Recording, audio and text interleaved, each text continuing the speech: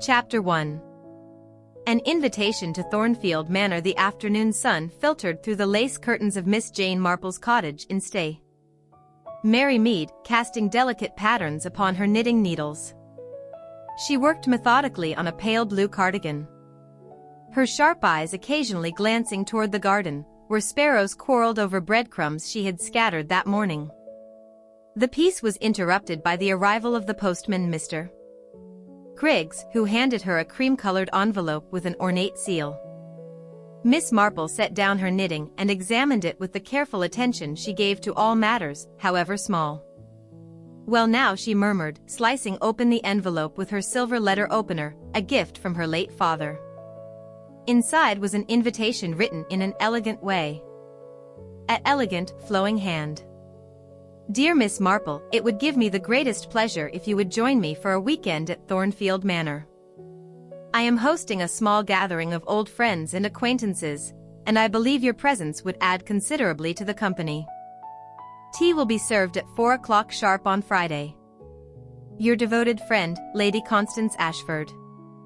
Miss Marple's memory flickered. She could back through the years.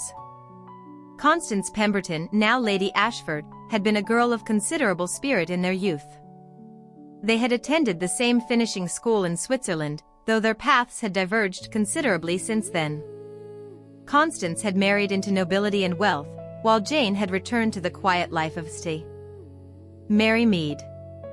"How curious," Miss Marple said aloud to her tabby cat, who had curled up on the adjacent chair. "I haven't heard from Constance in nearly 15 years. And now this sudden invitation." The cat, indifferent to human mysteries, merely yawned. Miss Marple rose and walked to her writing desk, composing a brief acceptance. As she wrote, her mind wandered to what she knew of Thornfield Manor. It was a grand estate in Sussex, surrounded by dense woods and isolated from the nearest village by some 3 miles. The Ashford family had owned it for generations, and Lord Reginald Ashford had been a prominent figure in Parliament before his retirement. By Friday morning, Miss Marple had packed her modest leather suitcase with sensible dresses, her warmest shawl, and naturally, her knitting. The train journey from Stay, Mary Mead to Sussex, was pleasant enough, though she couldn't shake a peculiar feeling of unease that had settled over her like morning mist. And the automobile that collected her from the station was driven by a taciturn chauffeur, who offered no conversation beyond a curt greeting. As they wound through narrow country lanes, the landscape grew increasingly wild.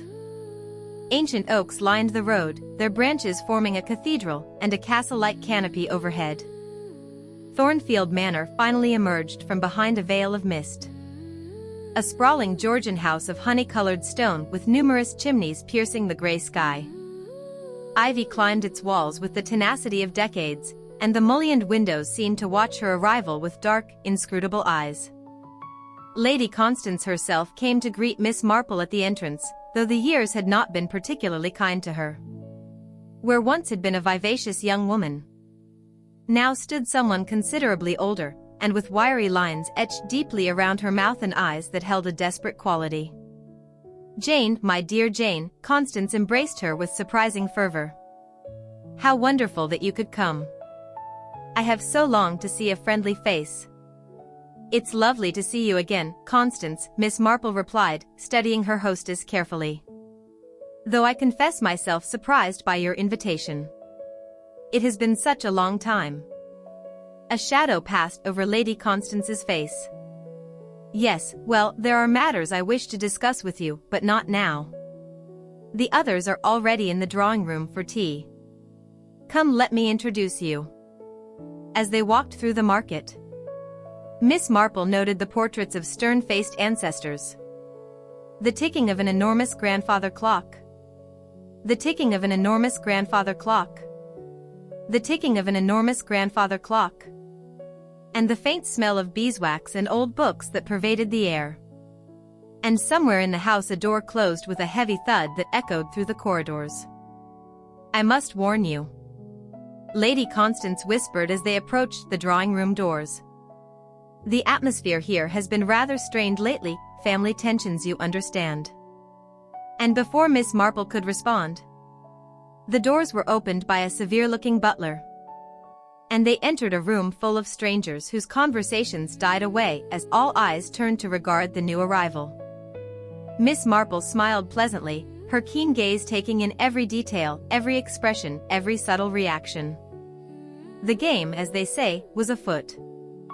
Chapter 2. The game gathered company. The drawing room of Thornfield Manor was a testament to generations of wealth and refined taste. Afternoon light struggled through tall windows draped in burgundy velvet, illuminating oil paintings of hunting scenes and ancestral portraits that seemed to judge the living with disapproving eyes. A fire crackled in the marble fireplace, though it did little to dispel the chill that hung in the air. A chill that misperceived the air. Miss Marple suspected had less to do with temperature than with human emotion. "Everyone, may I present Miss Jane Marple?" "An old and dear friend from my schooldays," Lady Constance announced, her voice carrying a forced brightness. "Jane, please allow me to introduce you to the company." A portly gentleman with mutton-chop whiskers rose first, his waistcoat straining against his considerable girth. "Lord Reginald Ashford, at your service, madam. Delighted to have you at Thornfield." His smile was cordial enough, but his eyes held the calculating gleam of a man who assessed everyone's worth in pounds and influence. Beside him a younger man remained seated, offering only a curt nod. He possessed the same aristocratic features as Lord Ashford, but with a dissipated air.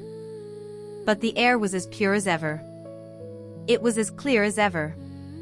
Dark circles beneath his eyes and a tremor in his hand as he raised a crystal glass to his lips. "My son Henry," Lord Ashford said with poorly concealed disappointment, "my heir, such as he is." Henry's jaw tightened, but he said nothing, returning his attention to the amber liquid in his glass. "Do forgive my brother-in-law's rudeness." "Do forgive my brother-in-law's rudeness," came a smooth voice from near the window. A striking woman in her mid-30s approached. Her emerald dress perfectly tailored, her dark hair swept up in the latest fashion. "I am Victoria Ashford, Henry's wife. It's a pleasure to meet anyone who can claim Constance's affection." There was something decidedly feline about Victoria. Graceful, beautiful, and potentially dangerous. Miss Marple smiled gently and nodded her acknowledgement. "And this," Lady Constance continued, gesturing toward an elderly woman who sat ramrod straight in a high-backed chair, "is Lady Beatrice Thornbury, Reginald's aunt. She has been staying with us for the past month." Lady Beatrice examined Miss Marple through a lorgnette, her lined face expressing aristocratic disdain. "Another guest, Constance. The house grows more crowded by the day. In my time, we knew better than to fill our homes with strangers." "Jane is hardly a stranger, Aunt Beatrice," Constance replied with strained patience.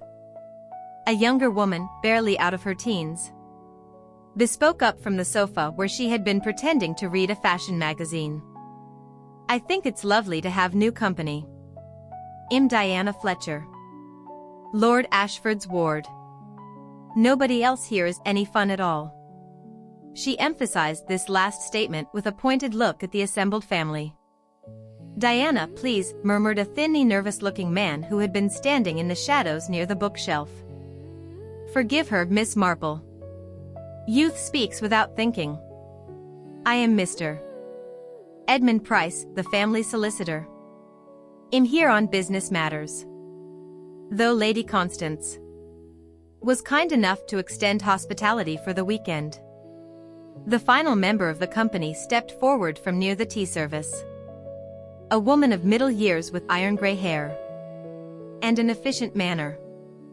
"Mrs. Blackwood, the housekeeper," she introduced herself. "Lady Constance insisted I join for tea, although it's not my usual place. Will you take sugar and milk, Miss Marple?" "Just milk, thank you," Miss Marple replied, accepting the delicate china cup. As she took her seat, she surveyed the room with the practiced eye of someone who had spent a lifetime observing human nature in the villages and parlors of England. The conversation resumed, but it was stilted, full of false pleasantries and pregnant pauses. Henry drank steadily, his wife Victoria watching him with barely concealed contempt. Diana fidgeted with her magazine, clearly bored. Mr. Price kept glancing at his pocket watch, as though counting the hours. Until he could escape. Lady Beatrice sat in judgmental silence, and Lord Ashford made loud pronouncements about politics and the declining state of modern society. Only Lady Constance seemed genuinely distressed, her teacup rattling slightly in its saucer as she raised it to her lips. "Tell me, Lady Constance," Miss Marple said gently during a lull in conversation, "how is the garden? This time of year? I remember you always had such a love for roses." Constance's face softened momentarily. "The garden has been much neglected, I'm afraid. There are so many other concerns." She trailed off, catching herself. "But yes, the roses still bloom, though not as they once did. Perhaps you might take a turn about the grounds tomorrow, Jane. There is a lovely path through the woods." "That sounds delightful," Miss Marple agreed, noting how Constance's hand trembled as she set down her teacup. As the clock struck 5, a gong sounded from the entrance hall. Mrs. Blackwood rose with evident relief. "Dinner will be served at 7, she announced. "It's perhaps the guests would care to rest before dressing." The company dispersed with barely concealed eagerness, like prisoners of war. But she was not alone. She was not alone. She was not alone. She was not alone. There were prisoners released from a sentence. As Miss Marple made her way toward the stairs, Lady Constance caught her arm. "Jane, might I have a word? In private?" But before Miss Marple could respond, a scream shattered the late afternoon quiet. A woman's scream full of terror and shock, coming from somewhere above. The game had begun in earnest. Chapter 3. The body in the library. The household erupted into chaos. Footsteps thundered on the marble floors as everyone rushed toward the source of the scream. Miss Marple, despite her years, moved with surprising alacrity.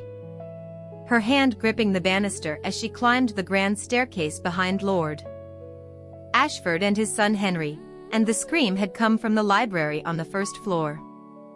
A magnificent room lined floor to ceiling with leather-bound volumes, their spines gleaming in the fading afternoon light. Diana Fletcher stood frozen at the doorway, her face deathly pale, one hand pressed against her mouth to stifle further cries. "Good God!" Lord Ashford exclaimed, pushing past the girl. Sprawled across the Persian rug, between a mahogany rug and a white carpet, the scream was heard. The reading table and the fireplace lay the body of Mr. Edmund Price. The solicitor's face was contorted in an expression of surprise and pain, his fingers still clutching at his chest. Beside him lay an overturned teacup, its contents a brown liquid seeping into the expensive carpet. Lady Constance appeared at Miss Marple's elbow, her hand flying to her throat. "Edmund, no. How this? Cannot be." Victoria Ashford swept into the room with the composure of someone accustomed to maintaining appearances in any circumstance. She bent briefly over the body, checking for a pulse at his neck, then straightened. "He's dead. Has been for at least 10 minutes, I should estimate." "How can you possibly know that?" Henry demanded, swaying slightly. His afternoon drinking had clearly affected his balance. "I trained as a nurse during the war, before I married into this family," Victoria replied coolly. "I know death when I see it." Mrs. Blackwood had arrived. Her usual efficiency giving way to visible distress. "Should I telephone for the doctor and the police?"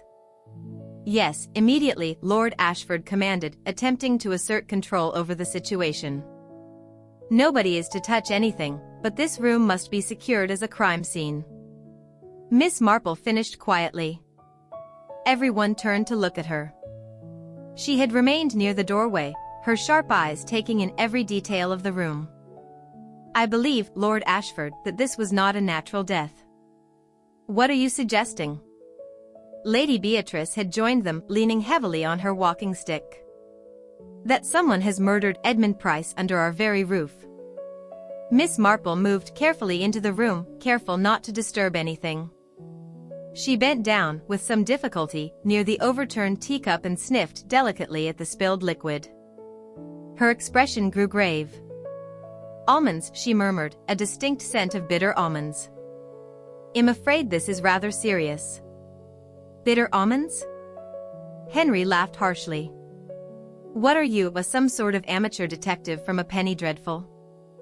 "Actually," Lady Constance said quietly, "Jane has a remarkable talent for unraveling mysteries. There was that dreadful business with the vicar's wife in Stay. Mary Mead, and the matter of the poisoned chocolates at the—" "This is absurd," Lord Ashford interrupted. The man clearly had a heart attack. He was always complaining about chest pains. "Was he?" Miss Marple asked mildly. "I don't recall him mentioning any such thing." Diana had been helped to a chair by Victoria, who fetched her a glass of water. The girl was shaking violently.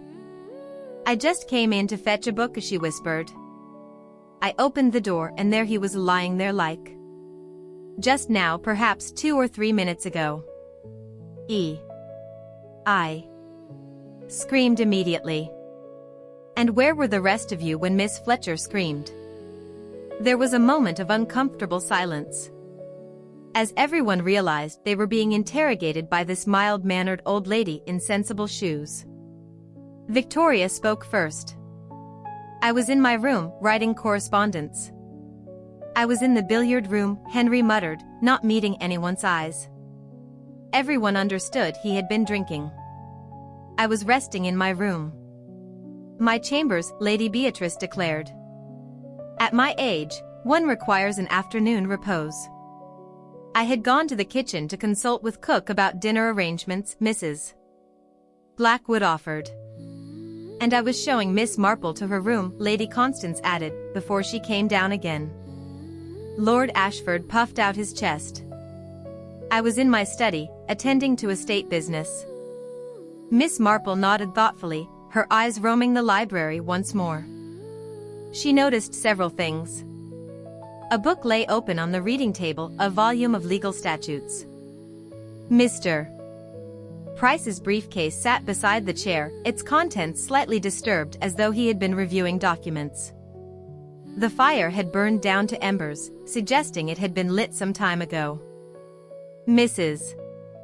Blackwood," Miss Marple asked, "did Mr. Price request tea to be brought to the library?" The housekeeper frowned. "No, Miss Marple. After the gathering in the drawing room, no one requested anything further. I went directly to the kitchen." "Then where did this tea come from?" Miss Marple indicated the spilled cup and saucer. Fine Wedgwood china, matching the set from which they had all taken refreshment earlier.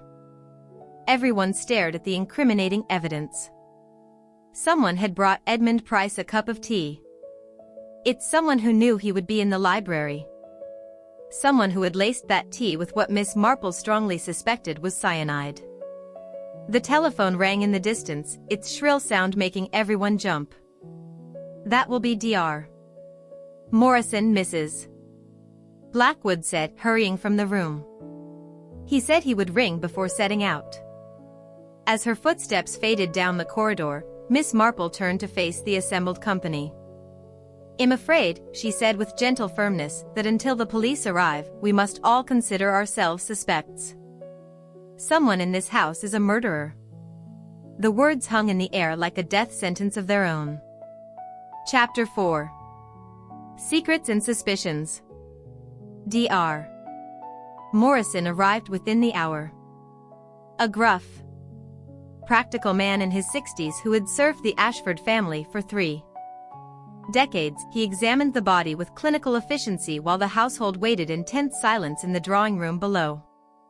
Miss Marple had suggested, quite firmly, that everyone remain together until the doctor had completed his examination. The fire crackled in the grate, but no one seemed to derive any comfort from its warmth. They sat scattered about the room like children. Chess pieces, frozen mid-game, each lost in private thoughts that Miss Marple would have given much to know. Henry had helped himself to another brandy despite his wife's withering glare. Diana twisted a handkerchief in her lap, her young face still pale with shock. Lady Beatrice sat rigid as a monument, her lorgnette raised to examine each person in turn as though she might identify the murderer. Lord Ashford paced before the windows, the hands clasped behind his back, while Lady Constance perched on the edge of her chair like a bird prepared for flight. Mrs.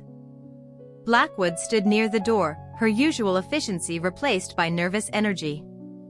She kept glancing toward the entrance hall, waiting for the doctor's verdict. Miss Marple had positioned herself in the chinois Nathe hall. That day, Mrs. Marple was having her first child. She was supposed to meet her father every morning. The church was closed down and the practice room was closed down.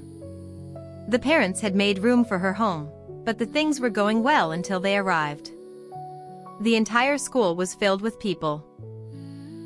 Marple had positioned herself near a small writing desk, ostensibly occupied with her knitting, but her needles moved slowly, and her eyes missed nothing. She had learned long ago that people revealed themselves most clearly when they believed themselves unobserved. "This is intolerable," Lord Ashford announced suddenly, breaking the oppressive silence. "That we should all be confined here like common criminals. Edmund Price was my solicitor, my trusted advisor, for 15 years. Why would any of us wish him harm?" "Perhaps," Victoria said coolly, "it's because he knew too much." Every head turned toward her. She met their stares with perfect composure, examining her manicured nails as though she had commented on nothing more significant than the weather. "What do you mean by that?" Henry demanded, his words slightly slurred. "Simply that solicitors are repositories of family secrets, dear husband. Wills, debts, indiscretions, all the sordid details that respectable families wish to keep hidden." She smiled, but there was no warmth in it. "I'm merely stating the obvious." "How dare you?" Lady Beatrice's voice cracked like a whip. "You forget yourself, Victoria. You may have married into this family, but you are not of our blood. Your opinions are neither sought nor valued." "Aunt Beatrice, please," Lady Constance interjected weakly. Miss Marple's needles paused momentarily. The family tensions, indeed. These ran far deeper than ordinary disagreements. She cleared her throat gently. "Forgive me for asking, but had Mr. Price been working on any particular matter recently? Any business that might have been contentious?" Lord Ashford stopped his pacing. "Edmund handled all our legal affairs. Estate matters, investments, that sort of thing. Nothing out of the ordinary." "He was updating your will, wasn't he, father?" Henry said suddenly, a bitter edge to his voice. "I saw him leaving your study 2 days ago with papers. You've been threatening for months to cut me off entirely." "You've given me ample reason," Lord Ashford thundered. "Your drinking, your gambling debts, your complete inability to assume any responsibility." "That's quite enough," Lady Constance said with unexpected firmness. "This is neither the time nor the place for family quarrels." Diana spoke up, her voice small. "Mr. Price was helping me as well, with my inheritance from my parents. I turned 21 in 3 months, and he was explaining the terms of the trust. A considerable fortune, I understand." Lady Beatrice observed, "Your father was quite successful in the India trade, before that unfortunate fever took both your parents." "Yes," Diana whispered, £50,000. "Mr. Price said I would have full control of it on my birthday." Miss Marple filed this information away carefully. £50,000 was indeed a considerable sum, enough to provide motive for many crimes. The sound of footsteps on the stairs brought everyone to attention. Dr. Morrison entered the drawing room, his face grave. Behind him came Sergeant Wilmot from the local constabulary. A sturdy man with a thick mustache and the cautious manner of someone unaccustomed to dealing with murder in his quiet Sussex village. "Well, Dr. Lord Ashford demanded, what is your professional opinion?" Dr. Morrison removed his spectacles and cleaned them slowly, a gesture Miss Marple recognized as one of deliberate delay. "I'm afraid there can be no doubt, Edmund Price was poisoned. The symptoms are consistent with cyanide poisoning." The almonds scent Miss Marple detected the rapidity of death. The expression on the deceased's face. He would have died within minutes of ingesting the substance. A collective gasp filled the room. Even those who had suspected murder seemed shocked by the confirmation. Sergeant Wilmot stepped forward, his notebook at the ready. "I must ask all of you to remain at Thornfield Manor for the time being. No one is to leave the premises without my express permission. I'll need to interview each of you individually about your whereabouts and activities this afternoon." "This is outrageous," Lady Beatrice protested. "I am 74 years old and cannot possibly be suspected of." "Everyone is a suspect until proven otherwise, your ladyship," the sergeant said firmly, showing more backbone than Miss Marple had initially credited him with. "Now let's begin with the person who discovered the body. Miss Fletcher, would you come with me, please?" Diana rose on trembling legs, and Victoria immediately stood as well. "I'll accompany her. The poor girl is in shock." "That won't be necessary, Mrs. Ashford. Nevertheless, I insist." "Ah, she's barely more than a child." Sergeant Wilmot looked as though he might argue. But Dr. Morrison intervened. "Perhaps it would be best, Sergeant. I can remain present as well, to ensure proper procedure is followed." The three of them left with Diana, who cast a frightened glance over her shoulder as she departed. As soon as they were gone, the remaining occupants began speaking at once. Accusations, denials, protestations of innocence. Miss Marple let the noise wash over her, her mind working through what she had observed. Someone in this house had obtained cyanide, not an easy substance to acquire. Someone had prepared a cup of tea and delivered it to Edmund Price in the library, knowing it contained a lethal dose. Someone had then calmly returned to their activities, waiting for the inevitable discovery of the body. A Lady Constance caught her eye across the room. And in that moment, Miss Marple saw naked fear in her old friend's face. What secrets did Thornfield Manor hold? And which of them had been worth killing to protect? Chapter 5. Whispers in the dark. The interviews conducted by Sergeant Wilmot stretched well into the evening, transforming dinner into a cold, hastily assembled affair that no one had appetite for. Miss Marple had been among the last to be questioned, and she had answered honestly, though she kept certain observations to herself. The good sergeant seemed competent enough, but she had learned from experience that country policemen, however well-meaning, sometimes lacked the imagination required to unravel the complexities of human nature. By 9:30, the household had been released to their rooms with stern warnings not to disturb the library, which had been locked and placed under guard by a young constable. The end. Who looked scarcely old enough to shave. Miss Marple found herself unable to sleep. She sat by the window of her guest room, a shawl wrapped about her shoulders, watching moonlight paint silver across the overgrown gardens below. The house creaked and settled around her with the particular sounds old buildings make, sounds that could be either entirely innocent or could mask the movements of someone with murder on their mind. A soft knock at her door made her turn. "Jane, are you still awake?" Lady Constance's voice was barely above a whisper. "Come in, my dear." Lady Constance slipped inside, closing the door carefully behind her. She had removed her jewelry and let down her hair, and in the dim lamplight she looked older, more vulnerable. She took the chair opposite Miss Marple, her hands twisted together in her lap. "I couldn't sleep," she confessed. "Every time I close my eyes, I see poor Edmund lying there. Jane, I must tell you something, something I should have mentioned to Sergeant Wilmot, but I was afraid. Miss Marple set aside her knitting. I'm listening, Constance. Edmund came to me 3 days ago.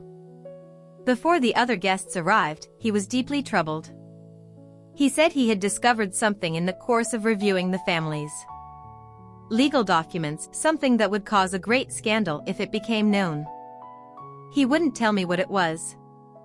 Said he needed to verify certain facts first, but he implied it involved someone in the household. Did he give you any indication who?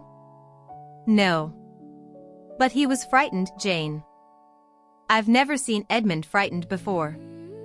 He was always so calm, so methodical. But that day, his hands were shaking.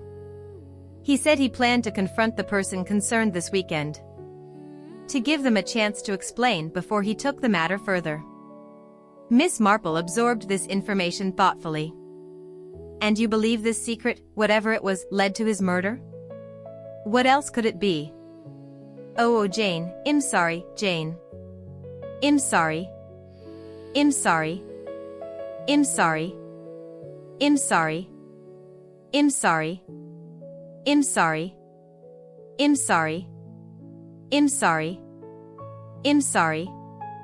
Yes, I'm sorry, I'm sorry. I'm sorry. I'm sorry. Yeah, I'm sorry.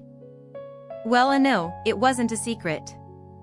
He knew that as an adult, and it wasn't always piling people's brains into whack. Ever since Megan says. Imagine one day that a college student at Oxford's shock vocal obsessively, as though looking for something. And I've seen her leaving the estate at odd hours, returning with packages she won't explain. Before Miss Marple could respond, a sound from the corridor made them both freeze. Footsteps, slow, deliberate, passed by the door and continued down the hallway. Who could that be at this hour? Constance whispered. Miss Marple rose as quietly as her aging joints would allow and cracked open the door. The corridor was dimly lit by wall sconces, their flames casting dancing shadows. She caught a glimpse of a figure disappearing around the corner toward the main staircase. A woman in a dark dressing gown, her hair covered by a shawl. Stay here, Miss Marple instructed, but Lady Constance had already joined her at the door. They followed at a discreet distance, with their soft slippers making no sound on the carpeted floors. The mysterious figure descended the stairs and moved through the entrance hall with the confidence of someone who knew the house intimately. She paused at the locked library door, where the young constable had dozed off in his chair, his head in the air, head lolling forward. The woman produced a key from her pocket and, with infinite care, unlocked the door and slipped inside. Good heavens, Constance breathed. That's Victoria. Miss Marple placed a restraining hand on her friend's arm. Wait, let's see what she does. They positioned themselves in the shadows near the grandfather clock, which ticked away the seconds with pause. The constable seemed to find what was best for her. She smiled, her hands both wide and close, and her voice echoed as if she knew the sound of the clock. Her gara to this day resounds and resonates. The clock is ticking. And now I am lost. What do I do now? What do I do now? What do I do now? What do I do now? Finally, Victoria emerged, I carefully locking the door behind her and replacing the key in her pocket. But she didn't return the way she had come. Instead, she crossed to a small door beneath the staircase, the servants' entrance to the lower floors, and vanished through it. The wine cellar, Constance murmured. That passage leads to the wine cellar and the old servants' quarters. What on earth is she doing? I believe Miss Marple said slowly that we should find out. But perhaps we should have reinforcements. Is your husband a sound sleeper? Reginald could sleep through cannon fire once he's had his evening port. Then wake him. We may need a man's assistance if this situation becomes complicated. And bring a lamp. I suspect the cellars are not well lit. 20 minutes later, a confused and irritable Lord Ashford I hastily dressed in trousers and a smoking jacket, accompanied the two ladies down the servants' stairs. Miss Marple led the way with a lamp held high, its light revealing stone walls slick with moisture and air that smelled of earth and aged wine. The cellar was a labyrinth of passages and storage rooms carved from the bedrock on which the servants' quarters were located. The cellar was a labyrinth of passages and storage rooms carved from the bedrock on which Thornfield Manor stood. Racks of wine bottles stretched into darkness, and the temperature dropped noticeably as they descended deeper. "This is madness," Lord Ashford grumbled. Victoria probably just wanted a bottle of wine and didn't wish to disturb anyone. But Miss Marple had stopped. Her head tilted. "Listen." Voices, low, urgent, echoed from somewhere ahead. She moved toward the sound, Lord Ashford now leading with considerably more interest. The voices grew clearer, coming from what appeared to be an old storage room whose doors stood ajar. "Cannot continue like this. He's dead. Don't you understand? Dead." Victoria's voice, strained and desperate. "Keep your voice down." A man's voice, equally tense. "Everything is under control." "Under control? The police are upstairs. That meddlesome old woman is asking questions. Nothing is under control." Lord Ashford's face had gone purple with rage. He threw open the door, and the lamplight revealed Victoria standing close to a man. A man who turned in shock as they entered. It was Henry, Victoria's husband. But the scene was far more intimate than any wife should be with her spouse in a world of terror. The police were upstairs. The police were upstairs. The police were at the wine cellar at midnight. What is the meaning of this? Lord Ashford roared. But Miss Marple's eyes had gone to something else.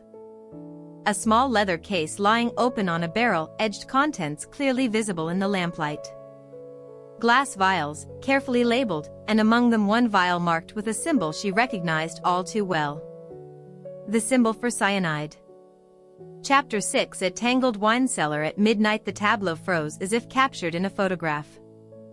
Victoria and Henry standing guilty and exposed, Lord Ashford trembling with fury, Lady Constance pale as death, and Miss Marple calmly observing it all with her sharp, knowing eyes.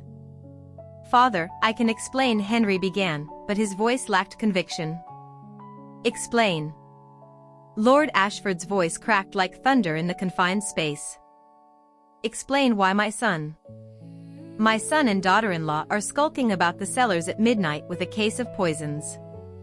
Explain why there is cyanide in that case when Edmund Price lies dead upstairs from cyanide poisoning." Victoria recovered her composure with remarkable speed. As she stepped forward, her chin raised defiantly. "You understand nothing as usual. That case has nothing to do with Edmund's death." "Then perhaps you'd care to explain." "Explain what it does have to do with." Miss Marple said mildly, moving closer to examine the leather case. "This is a medical kit, is it not? The sort a nurse might carry." "I told you I trained as a nurse during the war," Victoria replied, her voice icy. "I kept my medical supplies. There's no crime in that." "No crime in possessing cyanide," Lord Ashford sputtered. "Are you mad, woman?" "It's used for certain medical procedures," Victoria shot back. "And before you ask, I keep it locked in my room. Anyone could have taken it." Miss Marple bent closer to examine the vials. Her trained eye noted something significant. The seal on the cyanide vial was intact, unbroken. "When did you last check this case, Mrs. Ashford?" Victoria hesitated. Several days ago, perhaps a week." "And the seal on this particular vial was intact then?" Yes, I believe so. I always check to ensure everything is secure." "Then this is not the cyanide that killed Mr. Price," Miss Marple said simply. "The seal has never been broken. Unless, of course, you have another source of the poison." The accusation hung in the damp air. Henry moved to stand beside his wife, swaying slightly. Victoria had nothing to do with Edmund's death, neither did he. He was a man of his word. He was a man of his word. Neither did I. We were together this afternoon in her room. In her room? Lord Ashford's face turned an alarming shade of crimson. Your own wife's room? Why would that require such secrecy? The bitter laugh that escaped Henry held years of pain. Because we haven't shared a room in 3 years, father. Because our marriage is a sham maintained only for appearances. Because Victoria. Henry, don't, Victoria warned. But he ignored her. Because Victoria married me for my name and position. And I married her for her money. There's your precious family scandal, father. Your heir is a drunk married to a woman who despises him. And we're both trapped in this gilded prison you call Thornfield Manor.